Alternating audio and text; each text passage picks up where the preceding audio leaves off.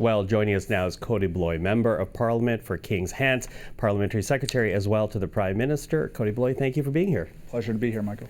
So, two amendments have now been tabled. Both have failed. Are you now confident that you are going to get your budget passed? We're taking it day by day, Michael. If I was the House Leader, if this was Steve McKinnon, he would say, we don't know until we actually get to November 17th and that we have a majority of parliamentarians. Obviously, we would love to have any of the opposition parties signal that they're going to be confident to support it. We believe in our budget. We think that this is a really important time for the country, that the plan that we've put forward not only puts forward a path for growth and creating the types of opportunities that Canadians need at a moment that it's critical, but it also recalibrates public spending and make sure that we have that fiscal discipline that we need.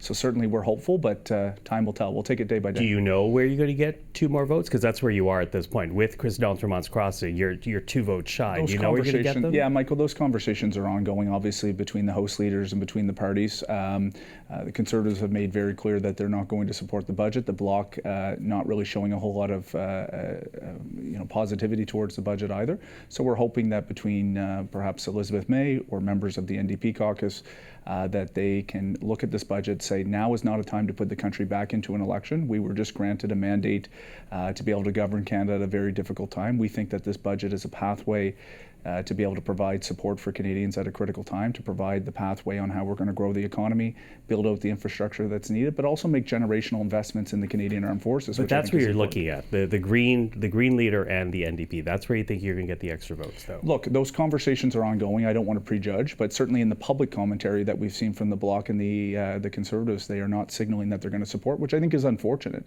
There is a lot of good things in this budget for Quebec that if I was a Bloc Quebec member, I would certainly be asking myself, why wouldn't I be supporting this? And certainly from the Conservative perspective, whether it's on increasing our competitiveness through the marginal effective tax rate, whether or not it's critical infrastructure investment, critical investment in the Canadian Armed Forces. And Michael, you'll remember, you've covered politics for quite some time, the Conservatives had spending below 1% of GDP on the Canadian Armed Forces. We think it's really important to invest. It's a critical time. And this is the type of budget that does exactly that.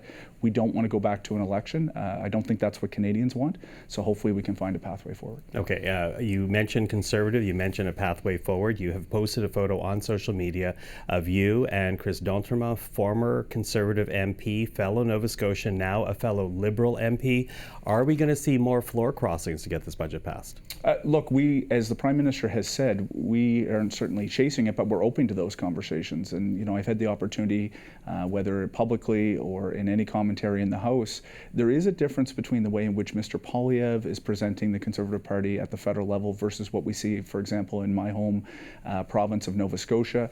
Our finance minister in Nova Scotia actually praised the federal budget as being a responsible pathway forward, as being good for Nova Scotia. And your provincial government being a PC government. A progressive conservative, that's exactly right. And so there is a difference. And Mr. D'Entremont was a progressive conservative in the Nova Scotia House of Assembly for 18 years. He's a moderate. And, certainly the proof is in the pudding for what he made public this week, where he said, I want a leader that's focused on the positivity of Canada, on building up Canada. Mr. Poilievre has certainly taken the federal Conservative Party less and less away from that red Tory tradition. We welcome members of Parliament that are looking across the way saying Mr. Carney and his government is presenting the way in which I would want to represent my constituents and the pathway that they think are important for Canadians. Now, of course, the reports were indicating that Matt Genereux, another Conservative MP, was about to cross the floor and join your caucus. Were you counting on that? Did you think that was going to happen? Look, I wasn't close to those conversations, Michael. It would be disingenuous for me on the show to say that I was in direct conversation with Mr. Genereux. I've certainly said over the years he is the type of member of Parliament that I think we should really encourage Canadians to put forward. He was respectful in his debate, even if he may disagree with the government. Certainly, I think at the end of the day, Parliament will be worse off without having him in it. We certainly would have welcomed, I'll certainly speak for myself, we would have loved to have someone like a Matt Genereux join our caucus. Who else like Matt Genereux then? You mentioned progressive conservatives. Who else do you think might cross over? I'm not at liberty to talk about that on this show. I would say that if you Canadians can take a look, political commentators, pundits that watch the House of Commons can look at the members of Parliament that might come from a progressive conservative tradition, that present themselves in the House based on facts and statistics and keep a decorum that is respectful. Sometimes what we're seeing increasingly from the opposition benches, if I may, is the type of narrative that I don't think is necessarily positive and is a little bit further skewed from that red Tory tradition. So when you look at Prime Minister Carney, he's presenting a budget that is hopeful and optimistic about the future. It's a plan that has concrete actions to tackle some of the challenges the country is facing.